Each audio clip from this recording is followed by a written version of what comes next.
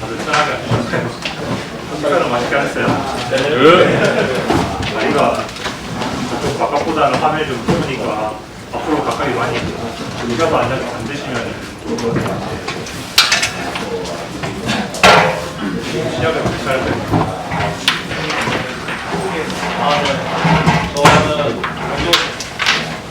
저는 엑컴패스고요. 이거는 발표하게 될 한태균이고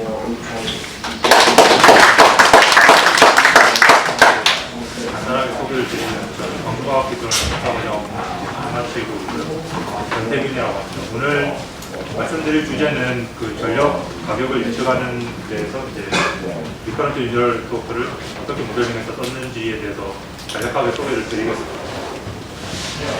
한번 잘 소개해 주실 수 있다면 잘 나온다 지금 광주과학 기술에서 이제 머신러닝이랑 바이오 엔지니어링으로 박사 과정을 진행했고요. 이 슬라이드 자료는 그 시어 슬라이드에 올라와 있으니까 마음껏 나중에 끝나고 나서 받으실 수가 있고, 그리고 이 튜토리얼에서 사용된 코스랑 주피터 노트북도 같이 올라와 있으니까 그 전체 내용을 실험을 해볼 수가 있습니다. 우선 제가 오늘 말씀드릴 내용은 그 RNN을 어떻게 모델링을 해서 그 본인들이 적용하시고 싶어 하시는 문제에 적용을 하실 수 있도록 모델링을 할 수 있는 방법과 그 다음에 우리가 가지고 있는 그 시퀀셜한 데이터를 어떻게 RNN에 맞춰서 포뮬레이션을 해서 다시 그 모델의 입력으로 넣게끔 그 두 가지의 가장 주안점을 썼습니다. 이렇게 초점을 맞춘 이유가 제가 그 RNN에 대해서 발표를 하게 됐다고 하니까 그 다른 연구소나 회사에 있는 친구들이 RNN이 어렵다, 뭐가 어려우냐라고 물어보니까 어떻게 모델링을 해야 될지 모르겠다. 그리고 그 다음에 다들 이제 엑셀이나 CSV 타입의 이제 엄청 많은 데이터를 가지고 있는데 걔네들을 어떻게 잘라서 모델에 넣어야 될지를 모르겠다. 그 두 가지가 가장 큰 문제점으로 다들 얘기를 하셨다고. 그래서 그걸 좀 순차적으로, 체계적으로, 순차적으로 잘 설명을 드릴 수 있도록 좀 초점을 많이 맞췄고요. 그 복잡한 수식이나 논문 얘기들은 최대한 빼도록 했습니다. 그래서 그 더 어드밴스드하게 이제 모델을 더 업그레이드 하시고 싶으신 분은 그 나와 있는 참고 레퍼런스를 찾으셔서 좀 모델을 튜닝 하시면 되겠습니다. 그래서 제가 오늘 크게 말씀드릴 내용은 다음과 같습니다. 처음으로 간단하게 이제 텐서플로우가 어떤지 설명해 드리겠고, 그 다음에 리커런트 뉴럴 네트워크가 어떤 특성을 가지고 있는지, 그리고 세 번째로는 이제 가장 중요한 RNN을 어떻게 텐서플로우로 구현할 것인가를 차근차근히 설명을 드리도록 하겠습니다. 그리고 그 구현된 임플리멘테이션 가지고 제일 간단하게 해볼 수 있는 이제 사인 펑션을 프리딕션하는 것과, 그 다음에 사인 펑션이 좀 더 복잡해 보이긴 하지만 그냥 주식이라든지 아니면 전력 가격같이 변화되는 그런 가격 곡선을 예측하는 문제에 대해서 어떻게 적용했는지를 설명해 드리도록 하겠습니다. 텐서플로우는 다들 많이 아시겠죠? 아시니까 오셨으리라고 생각됩니다. 그래서 텐서플로우는 이제 구글에서 나오는 오픈소스 소프트웨어 라이브러리고요. 일단 제가 기준으로 한 버전은 이렇습니다. 최근에 0.9 버전이 나와서 이 버전에 좀 컴패러블하게 그 기존에 가지고 있는 소스들을 좀 붙여봤고요. 그리고 파이썬 3.4랑 numpy, 그다음 판다스 이렇게 있습니다. 그리고 많이들 보셨을 RNN의 기본 텐서플로우 튜토리얼을 이제 기본적으로 참고를 하시면은 혹시 나중에 이 전체 내용이 어렵게 느껴지시더라도 이제 이 튜토리얼과 블로그 포스트를 좀 찬찬히 시간을 내셔서 보시면은 이제 RNN이 어떻게 모델링이 되고 그 다음에 구현은 어떻게 될 수 있는지 그 이론과 그 실제적인 코드 구현의 좀 연계성을 이어나가실 수 있을 거라고 생각이 됩니다. 그리고 이론적으로 좀 더 많이 알고 싶으신 분은 그 벤지오 교수가 같이 지금 출판 전이지만 책이 전부 다 공개되어 있는 빅러닝 북이 있습니다. 여기 보시면 이론적으로 많이 설명이 되어 있기 때문에 많은 도움이 되실 거라고 생각이 됩니다. 네, 그래서 RNN을 먼저 살펴보면은 뉴럴 네트워크에서 이제 리커런트 커넥션이 들어간 부분입니다. 간단하게 말하면 이렇게 그래서 기존의 뉴럴 네트워크는 그 인풋과 아웃풋 자체가 보시면은 인풋들 간에 서로 연관성이 없습니다. 각자 독립적이란. 근데 우리가 다루고자 하는 문제는 순차적으로 들어온다는 문제가 있습니다. 그래서 기존의 RNN을 가지고는 그 입력들이 순차적으로 들어오는데 그 순차적으로 들어간다는 정보 자체가 없기 때문에 그런 시퀀셜한 정보를 잘 처리하기 위해서 이제 리커런트 뉴럴 네트워크가 나오게 되었고 이제 다들 많이들 여기에 관심을 가지실 거라고 생각하고 있습니다. 그래서 RNN을 펼쳐보면은 이제 각 타임스텝마다 입력이 들어오게 되고 그 다음에 그 타임스텝마다에 해당하는 히든 스테이트와 아웃풋 스테이트로 이렇게 구성이 되어 있습니다. 이제 이 RNN이 어떻게 전체적으로 동작하는지 수식은 빼고 생각하셔도 되는 게 일단 각 웨이트들을 초기화를 시킵니다. 간단하게는 모두 다 0으로 둘 수도 있겠고요. 아니면 좀 더 잘 되는 방법 중에 하나인 게 이제 제이비어 이니셜라이제이션이라고 해서 그냥 저 구간 안에서 랜덤으로 만들면은 이유는 왠지는 모르겠지만 잘 되더라라는 전문 결과도 있습니다. 그래서 저거는 간단하게 구현하실 수가 있으니까 참고하시면 되겠습니다. 그래서 입력을 받아서 결과를 도출하게 됩니다. 그래서 결과를 도출해서 우리가 만든 결과가 우리가 실제 알고 있는 레이블과 얼마큼 비슷한지 그리고 얼마큼 차이점이 있다면 어떻게 개선을 시켜 나가야 될지를 이제 맨 마지막 아웃풋 레이에서 계산을 하고 그 개선 방향에 대해서 이제 각각 웨이트에 대해서 뿌려주게 됩니다. 그래서 이런 과정을 순차적으로 거치게 되는데 이제 기존에 문제가 있었던 게 백프로파게이션에 있어서 이제 레이어가 깊어질수록 이제 가장 윗단에서 계산된 그 오차 에러들이 이제 가장 밑단까지 전달이 안 된다는 거죠. 이제 그 말은 이제 윗단에서는 학습이 잘 되고 있는데 이제 아래 인풋 레이어에 가까울수록 학습이 안 되는 문제가 발생을 하게 되면은 이제 실제 다른 인풋이 들어와도 밑에 인풋 레이어에 관련된 웨이트들은 전혀 학습이 안 된 상태이기 때문에 아무리 새로운 데이터를 많이 입력을 해도 모델 전체는 개선이 되지 않습니다. 그리고 그런 문제들이 리커런트 뉴럴 네트워크에서는 이제 타임스텝이 길어질수록 이제 시간에 대해서도 그런 프로파게이션 문제가 발생합니다. 그런 두 가지 문제점을 동시에 가지고 있기 때문에 이제 보시면은 기존의 간단한 백프로파게이션 문제는 이제 아웃풋 레이어에서 인풋 레이어 이 사이에 나타나는 문제인데 이제 타임스텝까지 저렇게 레이어가 깊어지면 학습이 되지 않습니다. 그래서 LSTM이라는 멋진 히든 유닛이 나왔죠. 그래서 원하는 정보만 이제 기억하고 이제 기억을 해서 히든 레이어 자체에서 저장만 하고 있다가 이제 필요할 때 뽑아서 쓸 수 있게끔 해서 저 정보들이 사라지지 않게 모델링을 하고 있습니다. 그래서 RNN을 어떻게 모델링을 하느냐에 따라서 이제 저희가 풀고자 하는 문제에 맞춰서 이제 RNN을 모델링을 할 수가 있겠는데 다양한 테스트들이 있습니다. 이제 이렇게 원투원으로 매칭을 하게 된다면은 이제 픽스된 사이즈 이미지를 이제 이미지 클래스로 나타낸다든지 아니면 이제 인풋 이미지가 들어간다고 하면은 이제 여러 가지 시퀀셜한 이제 워드로 표현하게 된다면은 사진 한 장을 뭐 문장으로 설명을 한다든지 그런 이미지 캡처닝이 가능하고 그 다음에 센티멘털 어널리시스는 이제 매니투원 세 번째 모델을 보시면은 이제 긴 문장을 입력하고 최종적인 결론으로 이 문장이 뭐 긍정적인 표현을 하고 있다, 이제 부정적인 표현을 하고 있다 이런 식으로 이제 뉴스나 아니면 자연어 처리해서 아니면 그 리뷰 블로그 같은 영화 리뷰들을 데이터를 모아서 그런 문장을 자동으로 분석하는 업무에도 사용이 가능합니다. 그리고 매니투매니에서 이제 조금 인풋 레이어와 아웃풋 레이어가 슬라이드 된 형태 그리고 인풋 레이어를 쭉 다 받아서 마지막 인풋이 나오고 난 다음에 이제 그 인풋을 모두 반영한 새로운 아웃풋을 내는 경우에서 이제 머신 트랜스레이션 번역하는 경우인데 영어로 된 문장을 쭉 읽어서 이제 거기에 해당되는 뭐 그런 문장을 다시 풀려고 내는다 그런 식으로 활용이 가능합니다. 그리고 비디오 클래시피케이션 자체는 이제 비디오 시퀀셜 한 프레임마다 이제 그 각 프레임이 어떤 레이블이다 아니면은 이 장면은 뭐 특정한 동물을 표현하고 있다, 아니면 특정한 사람을 가지고 있다, 이런 식으로 비디오로 프레젠테이션 할 수가 있습니다. 그래서 이런 다양한 모델들은 많이 있는데, 그러면 타임 시리즈 프리딕션을 하기 위해서는 어떤 디자인 패턴이 필요한가라고 해서 고민하던 것 중에 이제 그러면 기존에 프리딕션을 하기 위해서 다양한 리그레이션 모델들이 있었어요.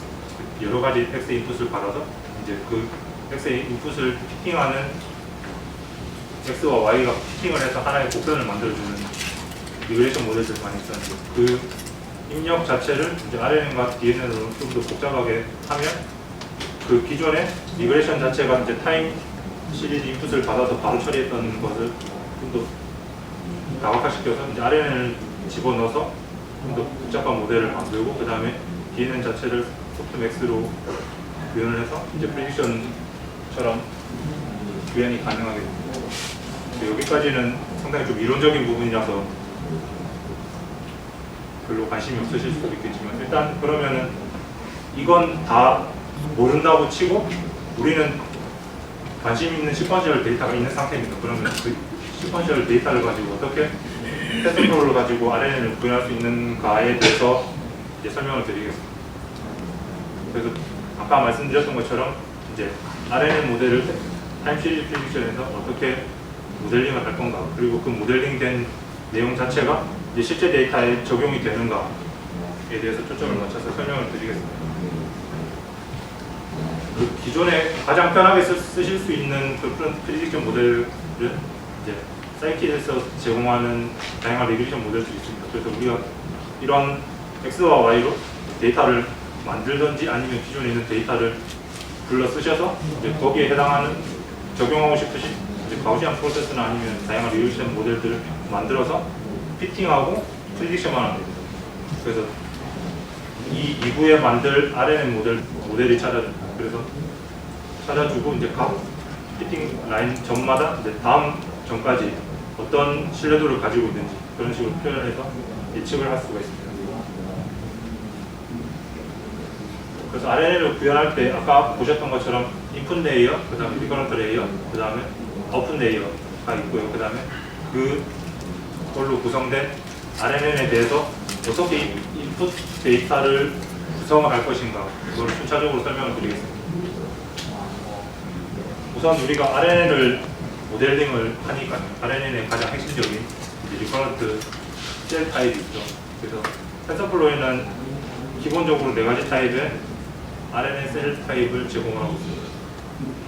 가장 기본적인 베이직 RNN 셀이 있고, 그 다음에 안에 기억 소자가 들어있는 LSTM 셀, 그리고 그 LSTM 셀을 좀 더 간략하게 해서 만든 게이티드 리커런트 유닛 셀이 있습니다. 그래서 아직 이 LSTM 셀과 GRU 셀이 둘 다 많이 사용되고 있지만은 어떤 게 더 최적의 RNN 셀이라는 결과는 아직은 나타나지 않습니다. 그래서 데이터가 좀 더 많이 있다고 그러면은 LSTM 셀이 좀 더 성능이 더 많이 나타나고, 그 다음에 이제 게이티드 GRU 셀 같은 경우에는 그 안에 소자가 몇 개 좀 더 없기 때문에 좀 더 작은 시퀀스에서도 잘 공작을 하게끔 설계가 되어 있습니다. 그래서 그 본인이 가지신 데이터에 맞춰서 그 셀을 선택을 하시면 되겠고, 간단하게 쓰시는 방법은 이제 텐서플로우를 인풋 하셔서 그냥 셀 타입에 맞춰서 안에 히든 유닛을 몇 개를 넣겠다라고 하면은 우리가 원하는 이런 LSTM 셀과 GRU 셀을 만들 수가 있습니다. 그러면 이 셀을 이제 RNN 셀을 좀 더 멋진 기능을 집어넣고 싶다라고 하셨을 때 이제 쓰실 수 있는 방법들이 이제 셀을 여러 개 쌓는다든지, 아니면 셀에 이제 드랍아웃 확률을 집어넣는다든지, 아니면은 입력 자체를 좀 더 다양하게 인베딩을 해서 이제 인풋 아웃풋 프로젝션도 가능하게 됩니다.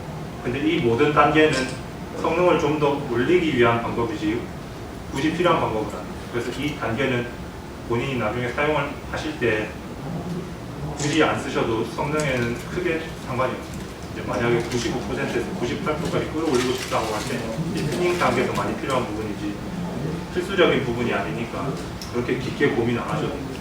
그래서 간단하게 우리가 아까 만들어졌던 RNN 셀에다가 이제 드랍아웃 래퍼를 씌웁니다. 그냥 확률을 부과시켜주는 겁니다. 인풋에서 몇 개 정도만 80%로 이제 인풋을 받아오겠다.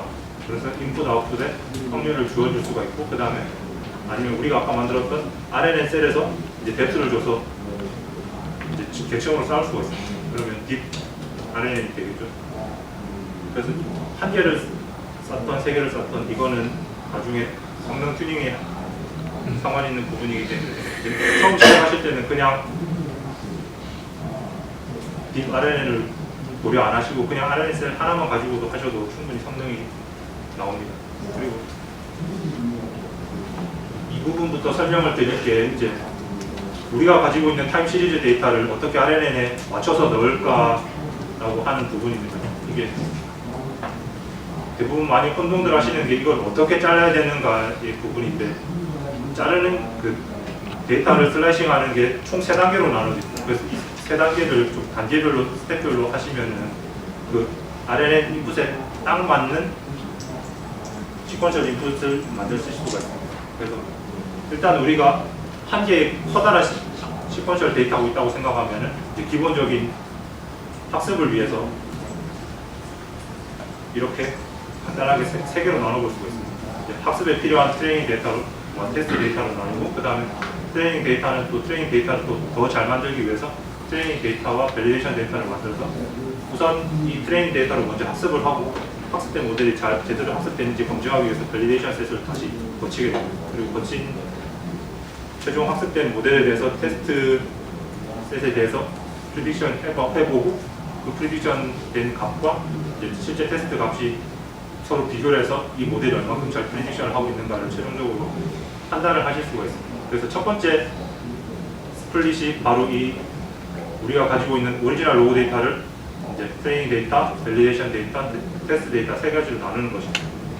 그리고 각각 나눠진 데이터에 대해서 이제 RNN 타입에 맞게 바꿔볼 필요가 있습니다. 그러면은 우리가 가지고 있는 거는 그냥 시퀀셜한 데이터밖에 없는데, 이 시퀀셜한 데이터를 이제 X와 Y의 그룹으로 묶어야 된다는 거예요. 그 말은 우리가 어떤 옵저베이션이 있으면 그 옵저베이션에 해당하는 레이블을 붙여야 된다는 거예요. 그래서 우리가 프리딕션을 한다고 했을 때 1부터 10까지의 단계를 보고 그 다음 단계인 11번째를 프리딕션을 하겠다라고 생각을 하시면 됩니다. 그 기본적인 아이디어가 이제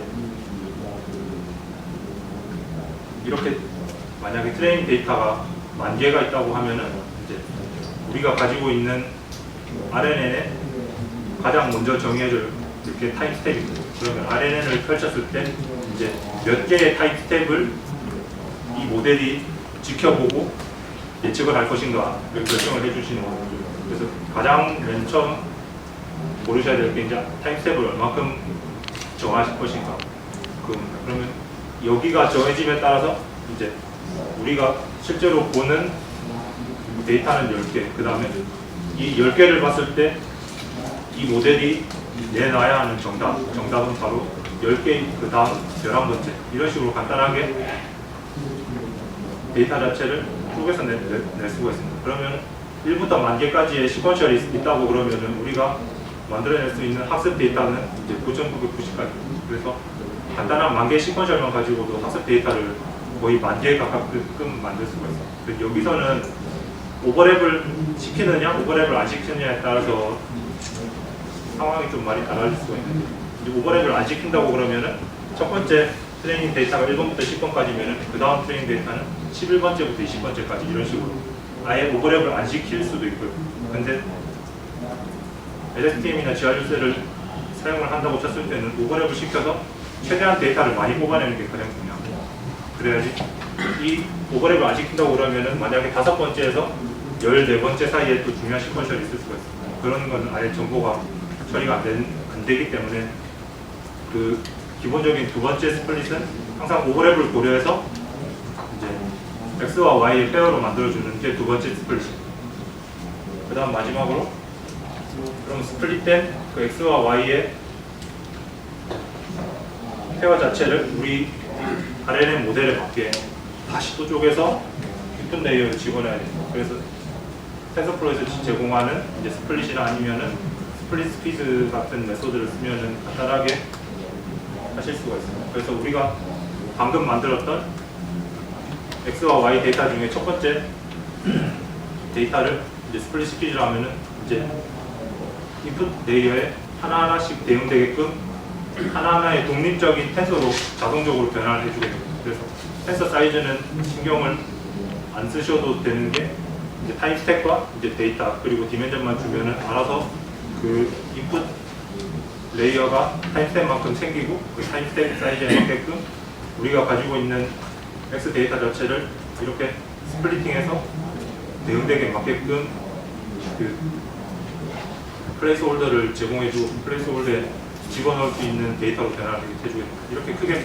세 단계로 데이터 스플리팅을 나누게 되면 우리가 기존에 가지고 있던 전체 로우 데이터를 이제 첫 번째 트레이닝, 테스트, 밸리데이션 단계입니다. 그다음에 그 각각 덩어리를 X와 Y의 페어로 만드는 게 두 번째 단계. 그다음에 세 번째 단계는 이제 실제 RNN의 입력에 맞게끔 넣는 게 이 마지막 스플릿 단계입니다. 그렇게 단계를 거치게 되면은 이제 우리가 가지고 있는 거는 RNN 셀, 리커런트 셀과 그 다음에 인풋 레이어가 만들어졌죠. 그 다음에 인풋 레이어에 들어간 입력 데이터도 만들어졌습니다. 그러면은 이걸 가지고 자동적으로 RNN을 구성을 할 수가 있습니다. 그래서 이 텐서플로에서 제공하는 RNN 메소드를 쓰면은 방금 맨 처음에 우리가 이제 특정 RNN 셀을 만들었죠. 그 다음 RNN 셀을 이렇게 뎁스를 줘서 많이 쌓을 수도 있습니다. 그 다음에 많이 쌓은 RNN 셀에 대해서 우리 입력 데이터를 나누게 되면 자동적으로 인풋 레이어가 생기게 되죠. 그 다음에 이런 셀 자체를 이제 RNN 메소드로 묶으면은 이 그림처럼 보이는 이제 인풋 레이어, 리커런트 레이어, 아웃풋 레이어를 모두 가지고 있는 RNN 구조가 완성이 됩니다. 그래서 이 모델 자체만으로도 바로 학습을 시킬 수가 있고요. 그 다음에 이 모델을 바로 세션을 만들어서 이제 코스트 펑션을 정의하고 그 다음에 옵티마이저 펑션도 정의해서 이제 트레이닝 스텝마다 학습을 시키고 그 다음 새로운 인풋을 넣어도 되는데 이제 그 단계가 많이 복잡합니다. 그래서 더 간단하게 하실 수 있는 방법이 이제 이 RNN 모델 자체를 그냥 리그레이션 모델로 바꿔버리는 거예요. 그래서 그 RNN 모델 위에다가 이제 그 CNN에서 맨 마지막 단계 풀리 커넥티드 레이어를 넣는 것처럼 이제 딥 뉴럴 네트워크를 달고 그다음에 그 맨 위에 결국 그 인풋들을 가지고 최종적으로는 우리가 프리딕션을 하고자 하는 거니까 리니어 리그레이션 모델을 맨 위에 연결을 시킵니다. 그래서 보시면은 우리가 방금 전까지 만들었던 RNN 모델이 있습니다. 그러면 그 RNN 아웃풋에다가 이제 딥 뉴럴 네트워크를 이제 DNN을 통해서 만들어주게 되면 이제 각각 아웃풋으로부터 풀리 커넥티드 된 이제 딥 뉴럴 네트워크를 만들 수가 있고요. 딥 뉴럴 네트워크는 DNN 인풋으로 각 레이어별로 몇 개의 히든 유닛이 가지고 있을지만 정의를 해주면은 간단하게 이 RNN과 DNN이 연결이 되게 됩니다. 그리고 그 DNN 아웃풋 자체를 리니어 리그레이션 모델로 만들면은 이 전체 모델 자체가 하나의 우리가 가지고 있는 LSTM이나 GRU 리그레이션 모델로서 텐서플로우 그래프가 전체적으로 정의가 됩니다.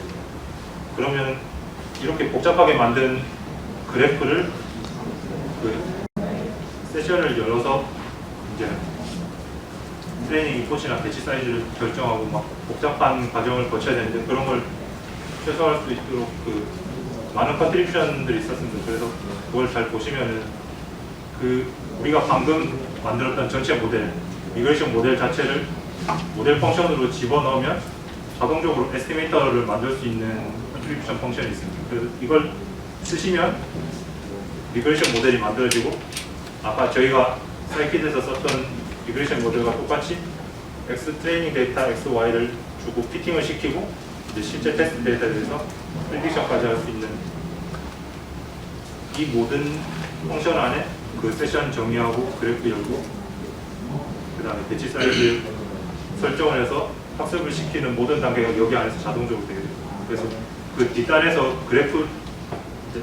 그래프를 만들고 그래프를 실제로 세션에서 실행하는 것이 간단하게 되어 있기 때문에 이제 기존에 가지고 있는 시퀀셜한 데이터 자체를 거의 20줄 안의 라인으로만 가지고 이제 원하는 프리딕션 모델을 만들 수가 있습니다.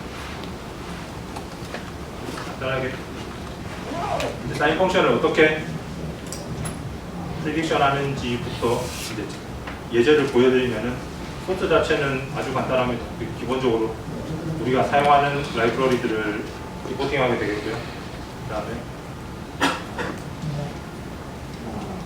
좀 더 편하게 쓰실 수 있는 메소드들이 대부분 그 텐서플로우 컨트리뷰션 저 패키지 안에 런이라든지 아니면은 그 오퍼레이팅 패키지 안에 좀 더 다양히 있으니까 좀 더 관심이 많으신 분은 그 다큐멘테이션을 보시면은 이게 에스티메이터도 제공을 하지만 이제 클래시파이어도 제공을 하게 됩니다. 그래서 이런 식으로 CNN 모델을 간단하게 설정만 하면은 바로 클래시파이어로 이제 트레인과 프리딕트 메소드로서 이제 따로 그래프나 아니면 세션 설정을 안 하고 바로 클래시파이어로 사용하실 수가 있습니다. 그래서 기본적으로 정의해줘야 될 게 RNN의 타임 스텝이 이제 몇 개의 시퀀스를 볼 것인가, 그리고 트레이닝을 얼마큼 시킬 것인가, 그 다음에 배치 사이즈 정도만 정의를 해주면 모든 파라미터의 정의는 2단계에서 끝나게 됩니다. 그래서 이거는 그 소스코드 안에 있는 펑션인데 간단히 보시면 아시겠지만 이제 사인 펑션을 주고 저 X 구간 안에서 데이터를 만들면은 이제 X와 Y가 만들어지게끔 하는 겁니다. 그래서 아까 보셨던 모델을 똑같이 LSTM 모델로 정의를 해서 이제 타임 스택과 이제 RNN 레이어를 어떻게 만들 것인가, 베이스 레이어를 어떻게 쓸 것인가 정의해주고, 이제 이 자체는 이제 프레딕션이기 때문에 클래스가 없기 때문에 0이고 그런 트레이닝 스택과 그다음에 옵티마이저 펑션을 정의해주면은 자동적으로 리그레이션 모델이 완성이 되고, 그래서 똑같이 아까 보여드렸던 것처럼 이제 피팅과 프리딕트 메소드를 쓰면은 이제 최종적으로 그 프리딕트 예측된 오차값이 나오게 되고 그래프로 뽑아보시면은 이렇게 프리딕션 값과 실제 테스트 값이 거의 동일하게 예측이 되는 걸 보실 수가 있습니다.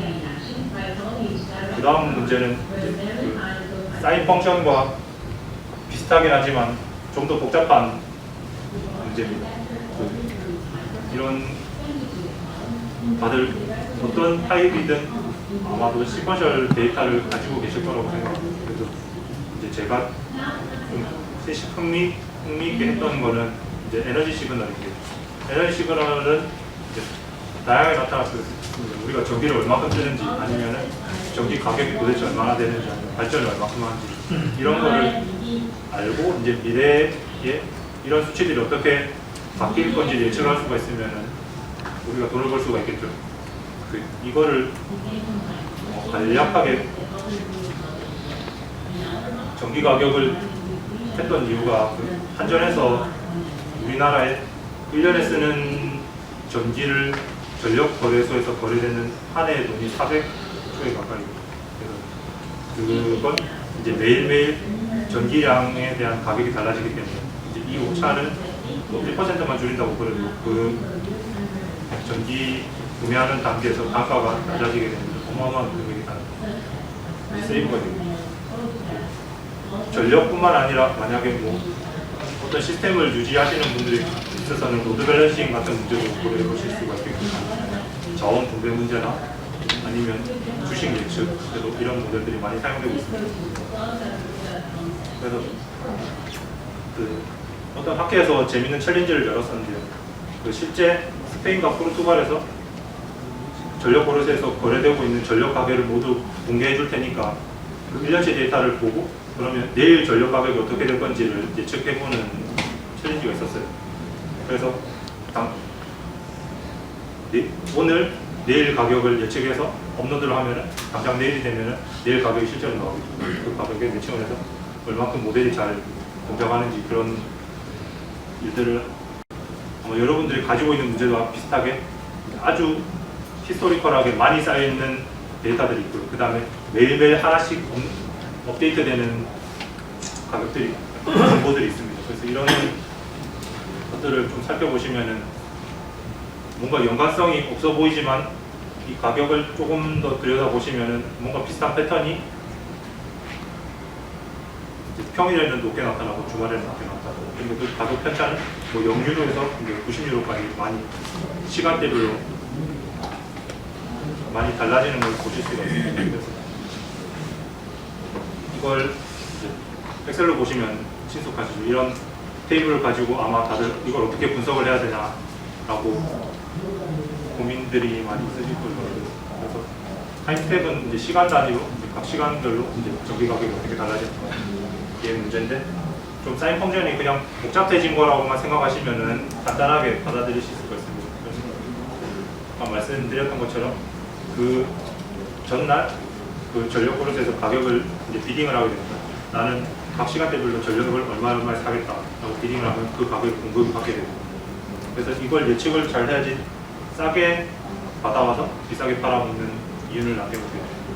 그래서 앞에 모델은 전부 다 똑같고 그 데이터 불러오는 파트만 따로 만들었습니다. 그래서 그 앞에서는 이제 특정한 함수에 대해서 자료를 만들고 이제 그거를 프리딕션하는 거에서 이제 대부분 데이터가 이제 DB에 있을 수도 있고 아니면 파일로 가지실 수도 있는데, 이제 일단 기본적으로 파일에 대한 접근이 제일 쉬울 것 같아서 이제 CSV 자체를 읽어서 바로 아까 우리가 다뤘던 X와 Y 쌍으로 만들어서 똑같은 모델로 학습을 시킬 수가 있습니다. 그래서 텐서보드로 보시면은 이제 아래 이제 여기 밑단에서 이제 인풋이 이제 스퀴즈 돼서 각각 인풋 레이어로 입력이 되게 되어 있고, 그 다음에 RNN이 올라가 있고 그 RNN 위에 딥 뉴럴 네트워크, 그 다음에 딥 뉴럴 네트워크 위에 리니어 리그레이션, 이렇게 모델이 생성되어 있습니다.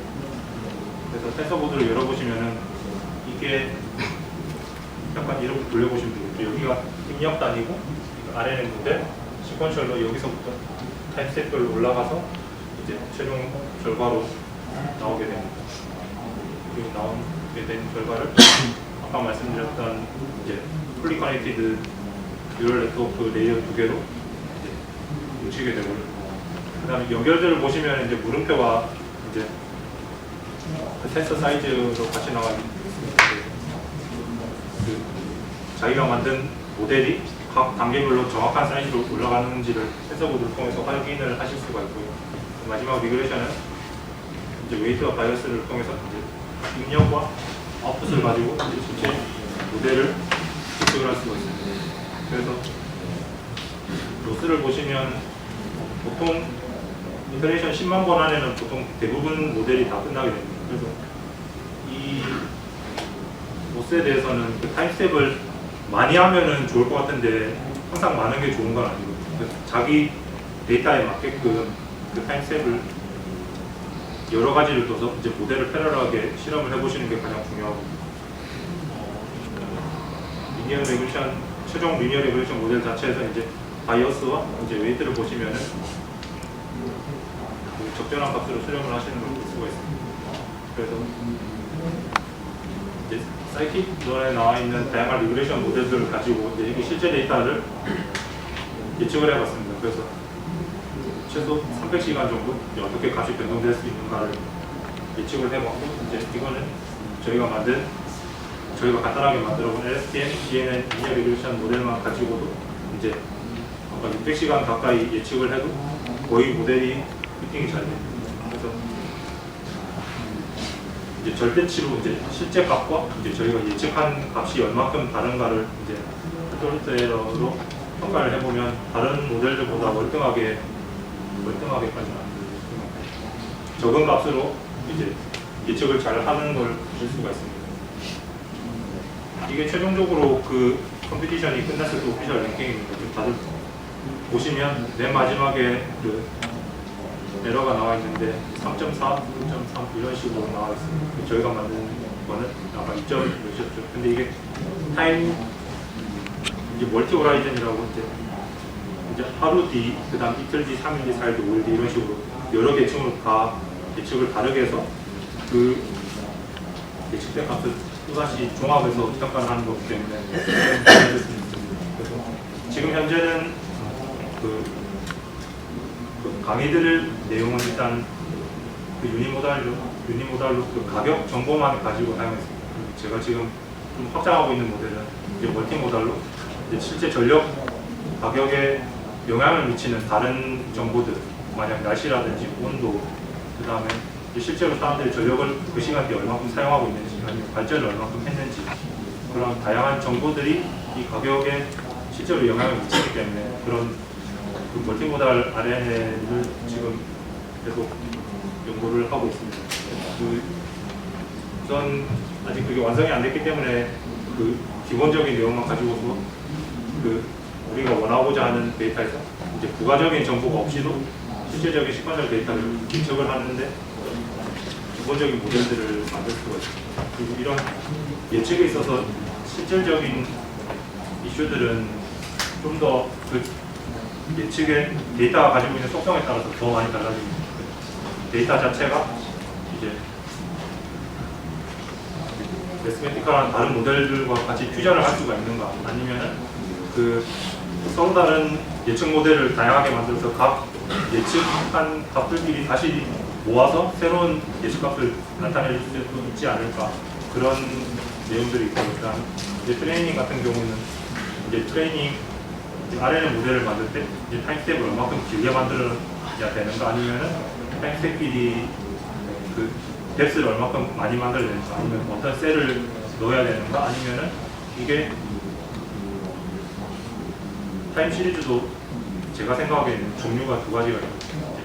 트렌드가 명확한 경우, 만약 그 우리가 일상적으로 보는 온도 같은 거, 겨울에는 춥고 여름에는 덥고, 그런 트렌드가 있는 타임 시리즈는 분석하기가 좀 쉽습니다. 근데 이런 가격 정보 같은 경우에는 이제 1년 전에 오늘 날짜의 가격이 1년 후 오늘의 가격에 전혀 영향을 미치지 않고, 환율이나 그런 것 가격들을 바로 생각을 해보시면 알겠지만, 뭐 1년 전에 달러 환율이 오늘 날의 달러 환율에 전혀 영향을 미치지 않습니다.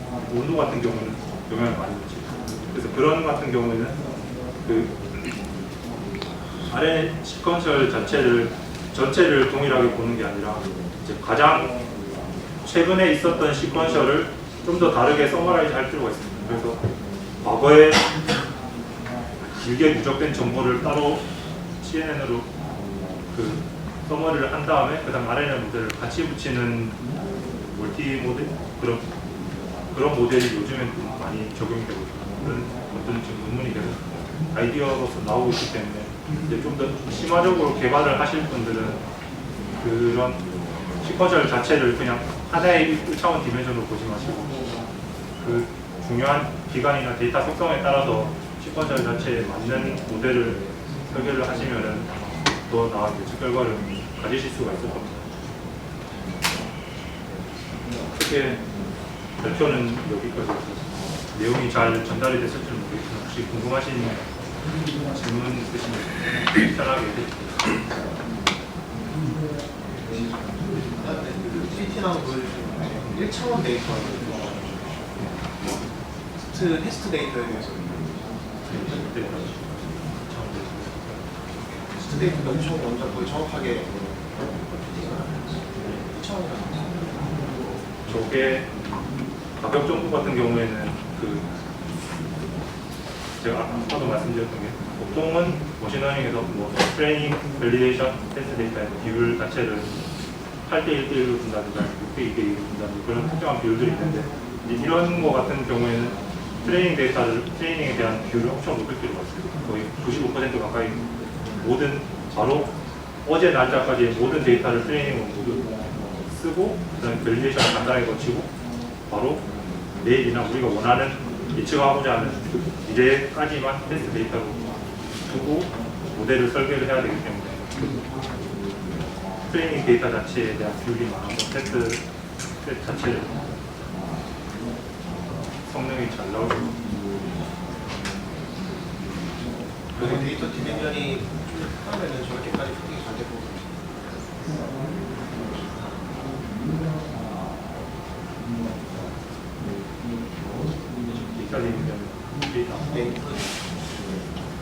데이터가 많아지면 아무래도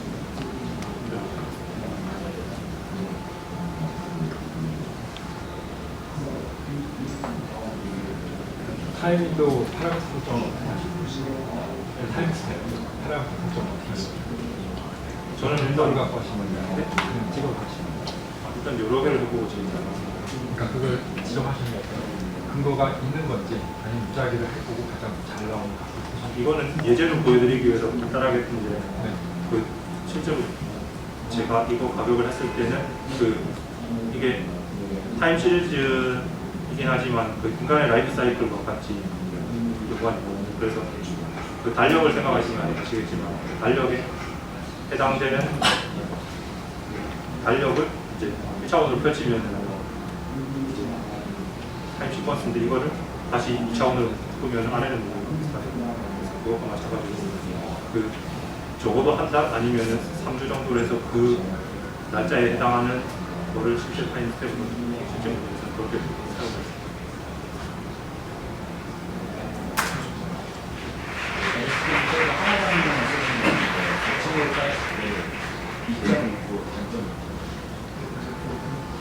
걱정으로 쓰면은 수렴이 좀 늦어지긴 하지만 한번 수렴되고 나면 그 값이 정확하게 빨리 찾아지는 게 있고 그다음에 레스팅을 하나만 썼을 때는 아무래도 수렴하는데도 좀 오래 걸리고 수렴하는 데는 또 빨리 걸리겠지만 그게 항상 최적의 값을 찾아주는 것 같습니다. 그 컴퓨팅 성능이 허락하는 한 이제 뎁스는 많이 쓰는 게 좋다고 생각합니다. 근데 무작정 많이 쌓는 기능보다는 그런 대부분의 다른 레퍼런스 모델에서 사용하고 있는 그 경험치를 좀 참고를 해서 사용하고 있습니다.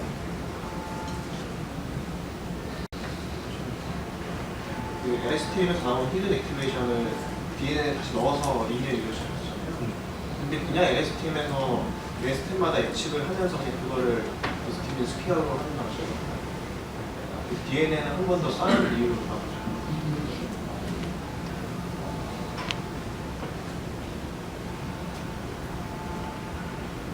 그 RNN 자체를 가지고 맨 마지막 그 이제 10개를 보고 그 다음 스텝을 많이 보잖아요. 그래서 그 RNN 가지고 많은 해도 똑같은 결과가 나와요. 이걸 구현을 좀 더 하기 편하게 하기 위해서 그 기존에 가지고 있던 리그레이션 모델과 같이 동일한 식성으로 좀 더 또 이제 랩핑해서 구현할 수가 있게끔 그런 식으로 모델을 편하게 하려고 네. 그래서 기존에 구현되어 있던 다양한 리그레이션 모델도 같이 그 파이썬 구문으로 하면은 따로 수고를 들이지 않더라도 기존에 있던 모델과 동일하게 들려요. 그러면 그 RNN에서 나오는 DNN을 몇 개의 레이어를 쓰는가에 따라서 어떤 특성이 달라지는 거있나요? 그 DNN 자체는 많이 쌓는다고 크게 달라지는 것 같아요. 일단 그 댄스 레이어로 합쳐준다는 의미 정도만 있을 뿐이지 그걸 히든 유닛을 더 많이 쓴다거나 아니면 레이어를 더 복잡하게 한다고 해서 성능이 나아진다. 근데 그거를 차례차례 순차적으로 다른 종류의 레이어를 쌓는 거는 의미가 있지만 다른 이제 컨볼루션 메시나 르네스 같은 경우에도 이제 풀링하고 컨볼루션 하고 그런 과정을 계속 차례차례 쌓는 거는 의미가 있지만 그거를 한 단계에서 많이 쌓는 거는 그 예측 결과 자체에 크게 의미가 부여되지 않습니다. LSTM 단독으로 쓸 때보다 DNN이랑 리그레이션 문제는 속도 차이가 많이 나나요? 속도 차이는 LSTM 그 타임 스텝의 프로파게이션 타임 거기 단계에서 시간이 많이 걸리고 실제 그 위 단계에서 그냥 프리커넥티드를 넣어도 시간을 더 많이 잡아먹어요. 리그레이션을 DNN을 쓰는 게 이상적인 방법인가요? 여기서 특별하게 DNN을 그냥 소프트맥스라고 보시면 이름만 다를 뿐이지 그냥 이게 포장을 리그레이션으로 포장을 하기 위해서 그 리그레이션 모델을 쓴 거지 원래 이제 프리커넥티드 쓰고 맨 마지막에 하는 것처럼 그런 식으로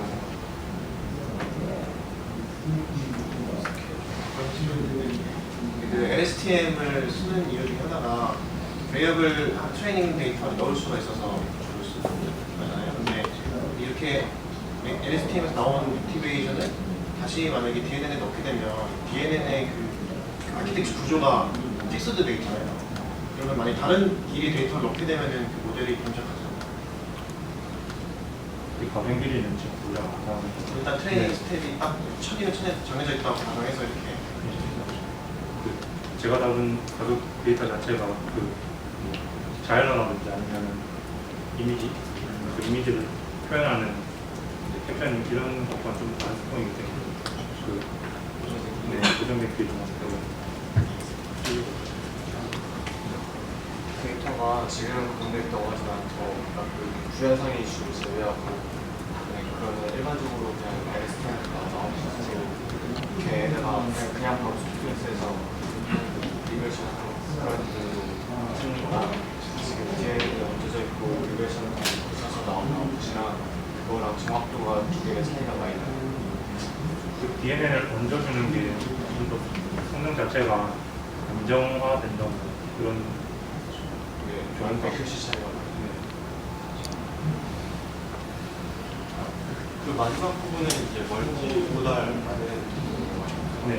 이제 그런 타임 시퀀스 데이터에 이제 정보랑 같이 넣는 방법을 연구하시면 그거 연구하시는 것 같은데 혹시 그냥 든 생각인데 그냥 아까 매니 투 원 방식으로 이제 그냥 지금은 이렇게 원투원으로 계속 쫙 이제 있었잖아요. 그러니까 타임 시퀀스가. 근데 여기에 한 타임 스텝 간의 정보를 같이 세트로 이제 매니 투 원으로 이런 식으로 하면 혹시 이런 거는 시도해보시거나 생각해보시면 그러니까 이제 지금 타임 시퀀스 데이터를 인풋으로 이제 넣잖아요. 이제 여기에 이제 정보도 같이 넣어서 학습시키면 좋을 것 같아요. 그 부분을 이제 연구하신다고 하셨잖아요. 그래서 이거를 이제 하는 방법으로 이제 그 타임 시퀀스 데이터랑 정보랑 같이 세트로 이제 인풋을 넣는데 그 모델을 그냥 딱히 변형 안 하고 그냥 데이터 자체에 그냥 디멘전을 늘려서 쓰는 게 좀 맞지 않겠냐고. 그러니까 그런 생각을 한번 지금 들었는데 어떻게 생각하세요? 혹시 생각해 그렇게 해도 되긴 한데요. 좀 더 생각해 볼 문제가 그 특성 자체가 다르기 때문에 모달리티를 다르게 해서 하는 게 좀 더 정확한 거라고 생각했고 이거 다음에 했던 게 그냥 시퀀스 자체를 그 이제 한 시간마다 기록됐던 이제 다른 종류의 기록들을 쓰긴 했었어요. 근데 상당히 그게 그렇게 확실히 나아진다고 느껴서 그럼 지금 약간 지금 생각하시는 혹시 그런 방향 있으신가요? 그런 방식? 정보랑 타임 시퀀스 데이터랑 같이 해주시는 방법 혹시 지금 현재 연구하시는 게 있으신가요? 공유해 주시면 아직까지 아이디어가 혹시 GRU로도 해보셨나요? 네, 제가 결과는 어땠습니까?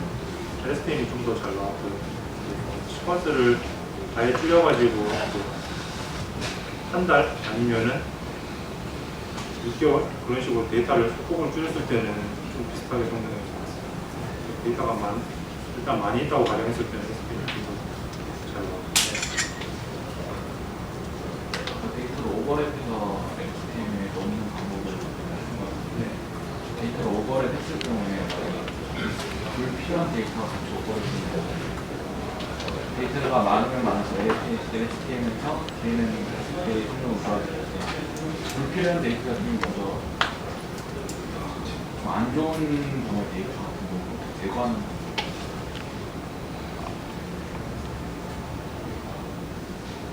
한번 제가 고려를 하는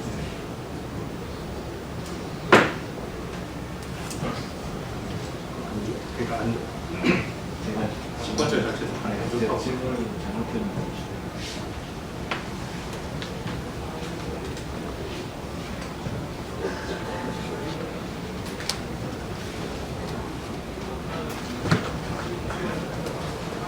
LSTM에서 아까 친구니까 오버랩해서 데이터를 여러 개 쌓아가는데 이 오버랩된 데이터를 갖다가 어떤 식으로 하면 그냥 그 자체를 오버랩을 그 윈도우 사이즈에 맞게만 시켜주는 거예요.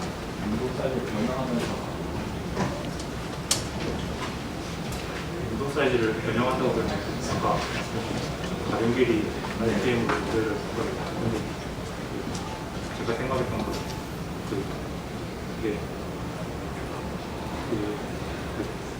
주기별 패턴 사이클 패턴이 명확히 존재하는 데이터 자체라서 일단 가변 길이를 배제를 했어요. 그게 없는 경우라고 하면 가변 길이를 쓰는 게 확장성이 있어요. 그 히스토리컬 데이터에 비해서 데일리 데이터가 특이점이 나타나는 경우가 있잖아요. 그래서 이렇게 날씨가 더워졌다든지 이럴 경우에는 STM이 없는 효과를 발휘하는 것이 있으면 다른 것들이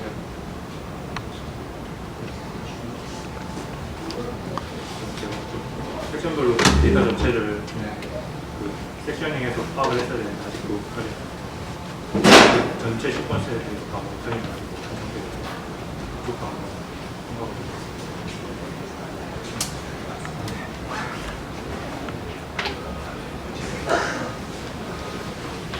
혹시 프로에서 데이터 입력할 때 데이터 입력을 이렇게 지금 처리가 되잖아요. LST랑 반대로도 할 수 있는 바이디렉셔널 같은 모델 같은 경우는 미래